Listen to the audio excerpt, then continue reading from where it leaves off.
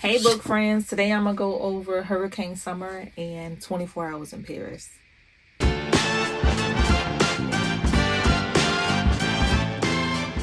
Hurricane Summer, this was our main book that we had to read with my book club.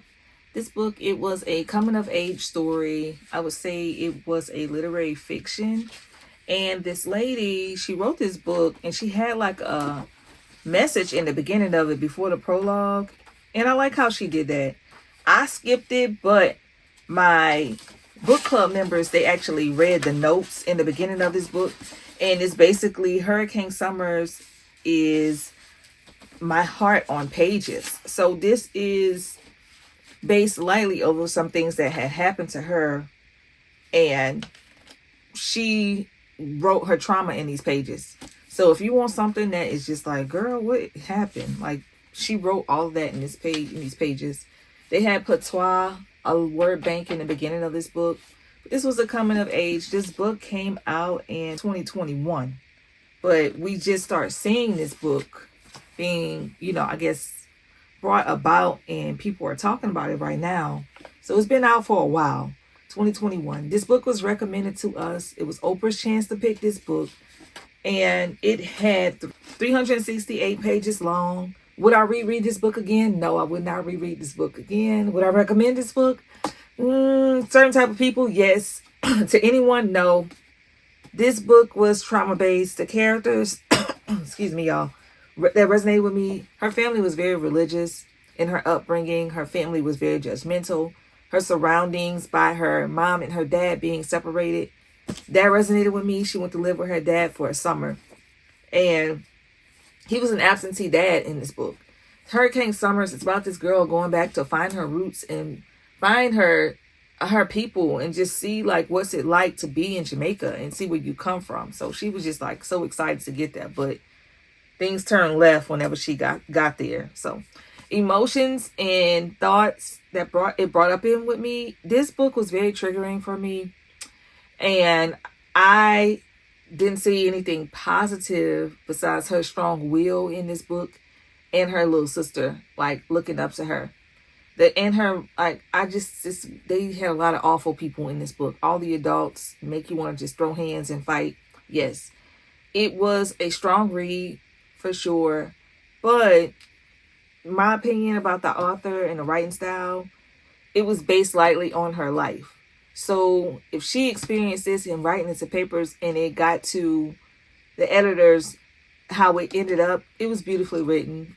It was beautifully written. My personal experience, she gave a lot of grace to the story because it was some things in this. Read the trigger warnings for this for sure. Writing style, I'll say it was a 3.5 out of 5, or I say a 4 out of 5. Reading ability, it was a 3-ish because some people struggle with the patois. It was fine for me, so I give it like a 4. Relatability, I'll say about a 4. Personal impact, about a 2. The originality, I'll say a 4. And the plot, we gave it like a 3 or a 4. This was well written. What wasn't my cup of tea was the dark trauma in this book. I don't like oppressed stories. Y'all know that already, but they're meant to happen. They happen in real life, and some of the slurs, the bullying and the name calling in this was just not for me as well. But I will say overall, this was a strong story, well-written story. It wasn't a happy story. And based off the cover, you're thinking, oh, it's going to be so beautiful in all the things. And her last words that shook me, the last sentence in the book, it says, how beautiful it was to be destroyed. Girl, you pissed me off at that last sentence. But other than that, the overall rating for this book was 4. So Asha Bromfield is an actress / singer, writer of Afro-Jamaican descent. She is known for her roles as Melanie Jones, drummer of Josie and the Pussycats on the CW Riverdale. She also stars as Zadie Wells on Netflix hit Lock and Key. Asha is a proud ambassador of the Dove Self-Esteem Project, and she currently lives in Toronto. where she's pursuing a degree in communications. In her spare time, she loves studying astrology, wearing crystals, burning sage, baking vegan desserts, and taking long walks in the park with her dogs, Luca and Kyra. Hurricane Summer is her debut novel. So that is that about that author. I forgot to give y'all a little bit about her. And she's cute. Like, she's a real pretty girl. This is her. I haven't watched any of those shows, but I mean, look how pretty the book is. The aesthetics of this book is just so pretty. And it was an interesting story from start to finish. I ain't even much going front. Y'all, it was really good. So that is it on Hurricane Summer. My book club, they rated this book overall a 4.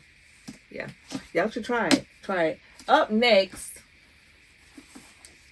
24 Hours in Paris, which the Oprah, she wanted to read 24 Hours in Italy, I think. That was her original book. But we found out 24 Hours in Italy is part 2 to 24 Hours in Paris, which I love stories written in Paris. I really do. And this lady, I read the paperback version of this book. I took a couple notes. Take all of this. I tabbed a little bit of it. This book was written on a Wattpad. I think that's what she said, in 2020. And she released it in 2022.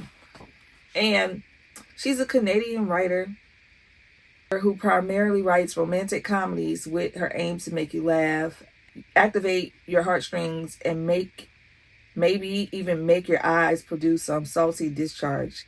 When she's not writing novels, Romi can be found dreaming up screenplays, copywriting for clients, and traveling, trying out new recipes, and loving Seinfeld forever. So this is her. Very cute lady who wrote this book. So I read this one first in order, and I read the paperback version of this book. This was 326 pages. And she wrote every chapter about an hour because it was 24 hours. So she had chapter 24 hour, 9 a.m. So I like how she did that. Would I reread this book again? No. Would I recommend this book? Yes. Themes and characters that resonate with me. She is definitely a foodie. And she's traveled to Paris and all the things that we love about Paris. Very surface level. We're going to see this. We're going to do that. And this, and the third. Would you hook up with your coworker type situation? Close proximity. I don't know her descent on what her nationality or what her race is, but it seemed like she was, I don't know the correct term for her, but like a brown lady.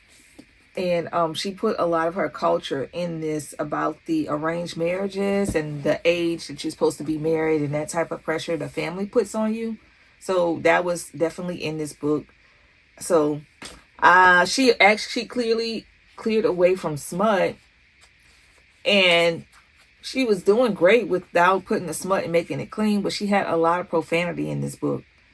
So on page 108, I was like, you might as well go ahead and do something because y'all doing all that cussing and carrying on. Why not? So they were drinking, they was hanging out. He started out rough and he was like for the streets in the beginning. Writing style, I say this was like a 3 out of 5. Readability, 5 out of 5. Originality, 4 out of 5. Relatability, 3 out of 5. The chapters were very long, y'all. It was long. Personal impact, 1 out of 5. The plot, I say a 3 out of 5. It was a slow burn, very slow. And it was forced proximity for sure. And the one night only in Paris, I really, really loved the food. That was like a big thing. She was a foodie. She had to have her croissant. She had to have her pasta at this place. She had to do it. So she had a bucket list. So what was not my cup of tea, that this story was so drawn out. And they're like 35 plus or 30 years plus.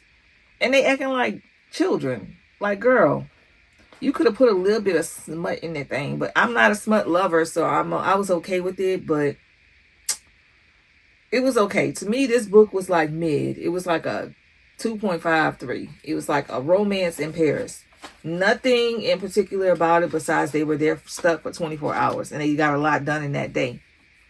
So the synopsis goes, all bets are off in the city of lights where life and love can change in less than a day. After calling off her engagement, Myra escapes on an all-expense-paid, business-paid trip to Paris despite the delicious foods and flowing wine. She can't forget the ache of leaving her fiancé behind or the fact that she's blown up her personal life and messed up simply isn't Myra.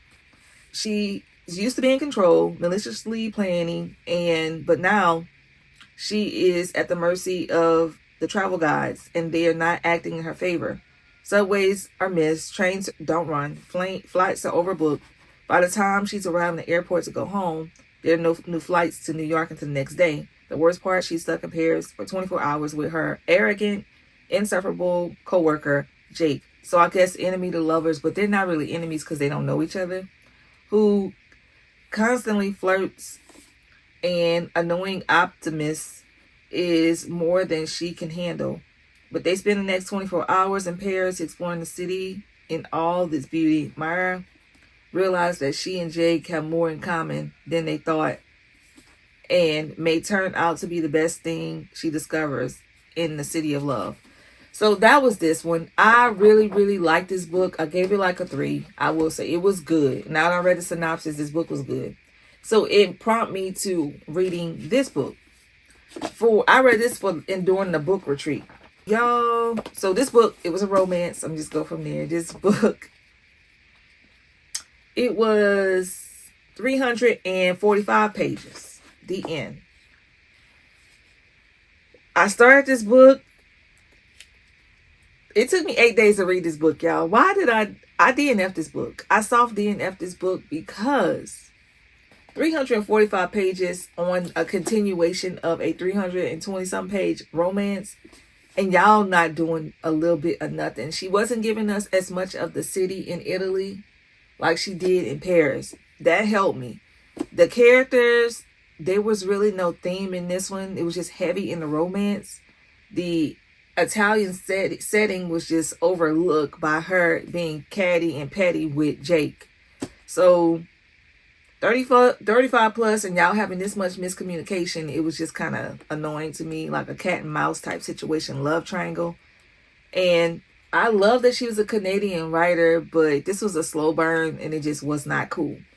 The first book was already long. This one was really redundant for them not to even, it had a little spice, but it was not picking up like it was supposed to. And I stopped. Let me see, what page did I stop? Because I was just like, here you go again with all of the cursing and you're avoiding the smut. Like, if you're going to have a potty mouth, you might as well go ahead. She was saying the F word too much. F. And I was just like, girl, don't. So I would say the writing style for this book, I gave it like a 2 out of 5. Relatability, 1 out of 5. Originality, 1 out of 5. Readability, 0 out of 5. Personal impact, 1 out of 5. And the plot, 1 out of 5. Enemies to lovers. They were both very rude to each other. And it was kind of like, I ain't like that. The forced proximity, they both were just like, And I knew where it was going. They were just childish in this book. And it's in a new location. Same story, new location. But it didn't give the location much justice. Because you're in Rome, but y'all just talking about, no. She should have left it alone. This was definitely a money grab. So to save y'all time and money, read this one and don't read this one. She did give you a little bit of synopsis in the beginning of this, like where it left off in case people didn't read part 1, like a recap. And then it goes left from there. I was not a fan. So yeah, let me know if y'all read these books and if it's on your TBR, but this was a no, this was a yes. Yeah. Up next for our book club pick, Bree is going to be hosting, and my book came in. I couldn't find this book in the stores anywhere, so I had to go to my last resort, Amazon. And we don't talk about Carol. This is our next pick for book club that we're going to be reading this month. And the bonus book is called Lose Control. I'll post that as well. But this one, I'm not gonna read the synopsis because I think it's gonna spoil it. But this is a really popular book that's going around right now. I didn't pick it. I'm just gonna be participating in the reading of it, and I'll give y'all a review about this book after our book club meeting. And this book came out in 2025. Yeah. So that is it, y'all. So thank you guys for watching. Like, comment, and subscribe.